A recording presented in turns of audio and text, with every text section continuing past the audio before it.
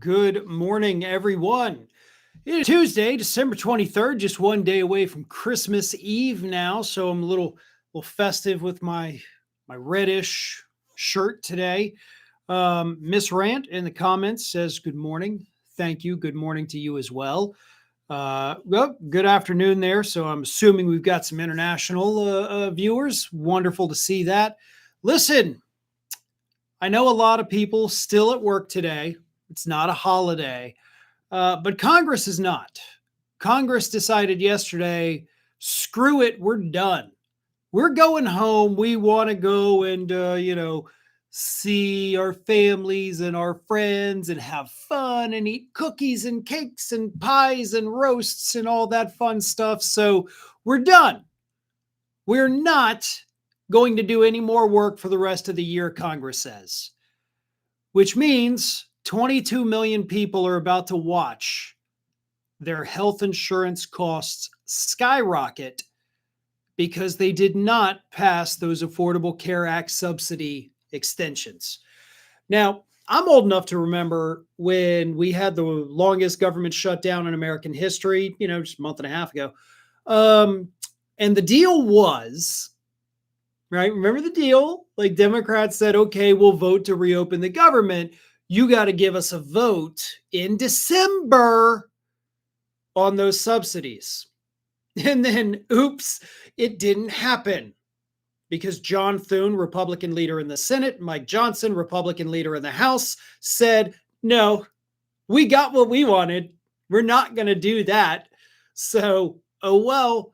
Sucks to be our constituents because we're both from states where millions of people are going to get screwed when their insurance cost goes up, but they're too dumb to blame us for it, so we're fine with it. That's what happened. Maybe not in those exact words, but that was the thought process. Democrats got hosed, as per usual, thinking they could be civil with a completely uncivil political party, and now 22 million people and then the rest of us will pay the price. Here's what everybody needs to understand about these health insurance premium hikes that are coming on January 1st. The first round, of course, is going to hit the people who receive the Affordable Care Act subsidies because they now have to pay 100% out of pocket. Because they will have to drop their insurance. They will not be able to afford it. So our insurance, those of us not going through the Affordable Care Act, whether you get it from your employer or whatever, our prices also go up because the insurance companies are anticipating a major loss in revenue from millions of people no longer, being able to afford insurance, and they got to make that money up somewhere, and it falls on us. So this is not just the 22 million people that are going to watch their premiums increase. This was something that the insurance companies have been planning for all year. And so everybody's insurance goes up. That's the way this works. They can't stand the thought of not having as big of profits as they have year over year. So the rest of us have to suffer because Republicans are the most incompetent human beings on the planet. Not just the most incompetent political party. I'm willing to say at this point, Republicans are the most incompetent human beings on the planet. Or maybe they're not incompetent. Maybe this was all by design because they just are so friggin' evil. But it's some level of evil and incompetence that makes up what a Republican today is. I've got a super chat here from V-Man. Unfortunately, it is not on this topic, and I want to stay on this topic today, folks, because this is big to me. I will read that super chat later on once we get through this, and I do appreciate it. Thank you so much for it. But I don't want to be pulled off this issue because this is too important. What we are dealing with right now is a political party that earlier this year moved heaven and earth to get tax cuts extended for the wealthy elite. Why? Because those tax cuts were set to expire at the end of this year, just like the Affordable Care Act subsidies. So they made sure they worked nonstop for all through July, right? To make sure that they extended those tax cuts because God forbid we let them expire. And by the way, Do you know how much wealthy people's taxes would have gone up if those tax cuts had expired? Less than 2%. That's it. Less than 2%. The top 1% would have seen their taxes increase, would have gone from 37.5% to like 39.2%, I think.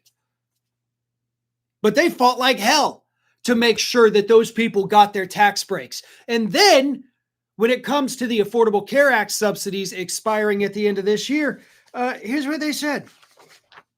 Or excuse me, no, they said, we should just let them expire at the end of the year. That's the way they were designed. They just need to be phased out. The tax cuts were designed that way. But I didn't hear any of you idiots saying that when it was time to let those things expire. No, again, you guys worked round the clock, shoved them in to make sure that yourselves and, of course, your wealthy donors got all the money you wanted to get your greedy little hands on. The people who didn't need another dollar, the people who didn't need a handout. And then we have poor people who can't afford to go to the doctor, even if they have health insurance. But to them, your message is, oh, well, maybe try not being poor. I'm not shocked, because obviously this is what Republicans do. They backtracked on the deal from the Democrats. They got what they wanted, and they screwed everybody else over in the process. That's not shocking. But it doesn't mean we shouldn't be pissed off by all of this. You should be pissed. You should be angry, because that is the Christmas present that these Republicans in Congress are giving to millions of Americans, an increase in the amount you pay each month for health insurance. They don't give a damn about you. In fact, I think it's worse than them getting a damn. I think it's they actively want to cause you harm. They get some kind of sick thrill off of it. These are truly disturbed individuals who love to see you suffer. That is what today's Republican Party is. Now I'm going to go through, because I do want to get the V-Man super chats. Again, thank you very much for these. It says, Farron, this weekend's video on the Texas trans list reminded me of how during the Cold War, the FBI and the Puerto Rican police had Les Carpetas, a list of Puerto Ricans who, continued in next chat, were pro-independence. They gathered all info on the impossible. They used that to blackmail, intimidate, and deny employment for just having a status preference they didn't like. We may see that in Texas. I agree 100%. Anytime the government starts making a list of people that they have publicly, said are undesirables, it never ends well. And that is what we're seeing in Texas. Here's a super chat here. Sorry, the name is covered up for some reason. But anyway, the super chat says, and what is sad is that a good chunk of the voters will still blame the Dems for this increase. They absolutely will. They absolutely will, because that's how Republicans are going to phrase it when they go back and do their campaigning this year. Now, I don't know how well that's going to work, though. I do think at this point, a lot of people are paying attention. I do think that most people realize, yes, this was the Republicans doing this, but it doesn't make it any better. The Democrats may get some political points off this and voters may go to them. Well, that's great and wonderful. But that doesn't change the fact that when people lose health insurance, they do not get preventative care. When they do not get preventative care, things that could have been tackled before they become major life-threatening issues don't get tackled, don't get discovered. People end up dying early from not having access to a doctor for routine care. So those deaths can't be undone once they're done, right? But that is what we are looking at because of what these Republicans have done with the healthcare system. And let me tell you something else. Let's go ahead and make it worse. Because according to reports, they haven't even started negotiations between Republicans and Democrats for the, how many? 9 different funding bills that have to be passed before January 30th before we go into another government shutdown. 9. So these idiots are all on vacation for the rest of the year. They are not in Washington, D.C. They are not doing any work, right? They're just off having fun. We're going to go to some New Year's parties, going to play some Dirty Santa. And then they'll come back probably January 2nd. It'll actually be, let's see, because New Year's Day is what, a Thursday? So they're definitely not going to come back on the 2nd. We need to get the 3rd and 4th on the weekend. They'll come back January 5th. At that point, they're going to have 25 days to start negotiating on 9 different funding bills that have to be passed during those 25 days, or else we go into a government shutdown again. At this point, F it, right? Let's do it. Shut it down. Just shut the whole damn thing down, because I'm done with this. Democrats, of course, are going to have you be like, oh, well, it's so bad and the people are going to suffer. We obviously don't want that again. They just suffered a month and a half ago. Yeah, I get that. And it's horrible. And people will lose their jobs and people won't be able to afford food. But you guys are going to go there, cut a deal. Republicans are going to be like, no, we totally promise you we're going to give you the things you guys want. Just pass these bills real quick. Democrats will get hosed. And in the long run, the people get more screwed than if the Democrats had just held out. So this is anger. This is infuriating to me because we have seen this show 1,000 times before. We know the villains, we know the heroes, we know the plot. But most importantly, we know the ending. We know the ending. It's exactly what I just laid out for you. And here we got to sit through and watch it again because this is what's happening. This is what you get when you put Republicans in control of anything. A party that has no interest in governing, a party that has no skill when it comes to governing, and a party that is actively trying to make us suffer. So buckle up for a pretty shitty January, folks, because that is what Congress has virtually guaranteed is going to happen to us. I got another big issue to move on to, but first I got a super chat here. This is from Hunter Williams. Thank you very much. Says, you're great. Well, thank you. Will Bari Weiss go to jail for CBS? No, unfortunately, what she has done, of course, with the burying of the story is not a criminal action. It is definitely something that tarnishes the entire network and nobody should watch CBS anymore. 100% don't watch them. The sitcoms, I guess, if you want to watch some reruns of Big Bang Theory, sure, go for that. But other than that, I wouldn't do it. Listen, I don't know if y'all noticed. It's not all negative, horrible, awful crap today. We had some fun stuff happen this morning. We got more Epstein files, folks. We got Epstein files that this time had Donald Trump's name all over them.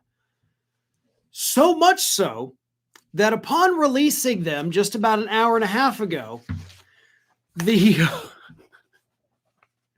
DOJ had to put out a statement that said this: some of these documents contain untrue and sensationalist claims made against President Trump. They are unfounded and false. Nevertheless, out of our commitment to the law and transparency, the DOJ is releasing these documents with the legally required protections for Epstein's victims. So the DOJ knew that they couldn't get away with redacting everything again. So they're like, all right, we've got to put his name in it. We've got to show people that he's in it. So let's just put out a statement and say like, well, here they are. Oh, by the way, anything you see about Donald Trump in here is totally false. Everything you see about other people is totally real. But if you see something about Donald Trump, just know that it's not true. I've said this a million times. Let me tell you again for anybody who hasn't heard me say this. Stupid people tend to think everybody else is as stupid as they are. And that's what that is. Very uneducated, dim-witted people running the Department of Justice. And because they're so dumb, they're like, listen, if we just tell them it's all false, only about Trump, they'll believe us because they're dumb. I'd believe it if somebody told me, so obviously they would believe it too. Do you believe it? Do you believe this statement from the DOJ that everything in those files is accurate except for everything about Donald Trump? Right? That's bold. Look, I got to give it to him. That's gold. Now, let me tell you what's in the files. Because obviously these are fairly new, so we don't have everything analyzed. But one of the things, the big one that's kind of going around right now, here, during Trump's first term, U.S. Attorney for the Southern District of New York, somebody that obviously Donald Trump put in place, emailed the White House and was like, hey, I just want to put this on your radar that, we're trying to prosecute Ghislaine Maxwell and, a lot of records have been subpoenaed and your name's kind of all over them. This was 2019 or maybe into 2020, I think, actually. So the email from the Southern District of New York U.S. Attorney to the White House, when Trump was still president, said, for your situational awareness, wanted to let you know that the flight records we received yesterday reflect that Donald Trump traveled on Epstein's private jet many more times than previously has been reported or that we were aware, including during the period we would expect to charge in a Maxwell case. It gets worse. In some cases, the prosecutor wrote, there were passengers who could be called as possible witnesses in a case against Maxwell. We've just finished reviewing the full records, more than 100 pages of very small script. Definitely a Trump appointee, you can tell by that statement. And didn't want any of this to be a surprise down the road. So in other words, listen, you were on that plane a lot more than you told us, okay, buddy? And by the way, we're going to have to subpoena some of the people that were on the plane while you were on the plane, and they're going to have to testify under oath in a trial, most likely. So just wanted to let you know, Donald Trump, President of the United States, that that's a thing. So heads up. Now, this, by the way, is not normal. It is not normal for a government prosecutor to do something like that. That is prosecutorial misconduct. That is absolutely whoever that U.S. attorney was, lawyer up, buddy. You're in trouble now. Like, you're in a lot of trouble. Because that is not something that you can do. Here's a question here, just caught my attention from Stoner Gang Music 8958 says, hey, unfair and unbalanced. Oh my God. I see what you did. Because it's fair and balanced. But you in your infinite fucking wisdom were like, unfair and unbalanced. Got him. Oh man, you ruined my day, buddy. Anyway, he adds, say one good thing about your president, man. I'll say one good thing. His health is so bad, I probably won't have to talk about him for too much longer. It's my favorite thing about him, buddy. Super chats here. The Transparency Act equals release of all the files. 100% agree, and we might get there slowly. Super chat from Bill Garrett says, Donald Trump put me on television all the time. DOJ, we released the Epstein files. Donald Trump, not like that. Another super chat from V-Man says, may God curse the Dixiecrats who stood in the way of Harry Truman's attempt to push universal health care. And that's the only, look, until we get a form of universal health care here in the United States, we're going to continue, having these problems. We are going to always be dealing with rising prescription drug costs, rising health insurance costs, rising out-of-pocket expenses for all of everything related to healthcare. Universal healthcare right now, as I talked about yesterday, is more popular than ever here in the United States. More popular than ever. Even 60% of lower income Republicans say, listen, the government ought to be providing healthcare for us. For everybody, not just for us, but for everybody. It is hugely popular. It is something the public is like, yes, we want this. The only people who don't are the people getting money for their campaigns from members of the health industry. But there shouldn't be a health industry in the United States. And that's the problem to begin with, that we even have an industry in charge of our health.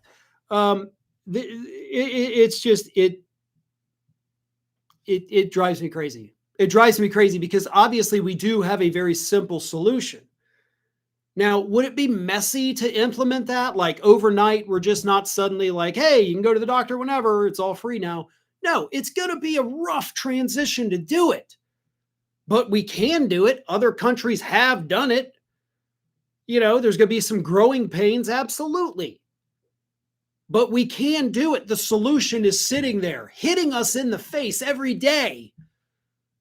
But we've got, 535 people in Washington, D.C. That's how many are doing it. 535, 100 House, 435, or 100 Senate, 435 in the House. Those 535 individuals telling 340 million Americans, we're not going to do it. Yeah. Seems a little unfair when you shift the numbers in that direction, right? 535 telling 340, no, you guys can't have the thing that you all want, that you all need. Gets a little more infuriating when you look at it that way. Super chat from Moondragon says, apropos of nothing, but do you think there's a market for Trump's McDonald's on the wall art NFTs? Possibly. Honestly, Donald Trump could probably just cut out the drywall where he does that and go donate it to a museum. And then he could be like, look, I'm a beautiful artist. I could do this. I did this. It's abstract. You wouldn't understand it. And he could probably sell it for millions and millions of dollars. But, the resistance would also likely buy those NFTs. I don't know if they're into NFTs. But, it's a thing that could happen. So, either way, one side could probably profit off it. Hell, maybe both sides could. Anyway, listen, folks, it's the day before Christmas Eve. I got a ton of stuff to do. I'm sure each of you has a ton of stuff to do, but we got a lot of great content coming up today, tomorrow, Christmas Day, day after Christmas Day. So don't worry about that. Fresh content every day for you, because that's what we do here. Because there's no shortage of crap to talk about, and we got to make sure we get the news out to you. But in the meantime, make sure you're sharing the videos. Make sure you're subscribed if you're not already. And if you want to follow me across social media, go to whatever social media platform you use, type in @Farron Balanced, and you'll find me. And if you don't find me, I'm not on it, which means you probably shouldn't be on it either, because, we don't want to be in different places. Aside from that, I hope everybody has a wonderful holiday. There will be no live stream tomorrow on Christmas Eve, no live stream on Christmas Day, probably. I say that, but then I'll wake up tomorrow and be like, I don't know, I kind of want to do it. So we'll see about tomorrow. It's definitely not happening Christmas Day. Definitely will be back with a live stream on Friday, and then, keep doing it. But if I don't talk to you before then, I hope everybody has a wonderful holiday season, regardless of what you celebrate, regardless of if you've already celebrated things. Take some time off, enjoy yourself, friends, family, good food, or solitude if that's what you're into too, because there is nothing wrong with just being like, I need to be away from people. Trust me, that's how I am most of the time. Thank you all so much, and I will talk to you next time.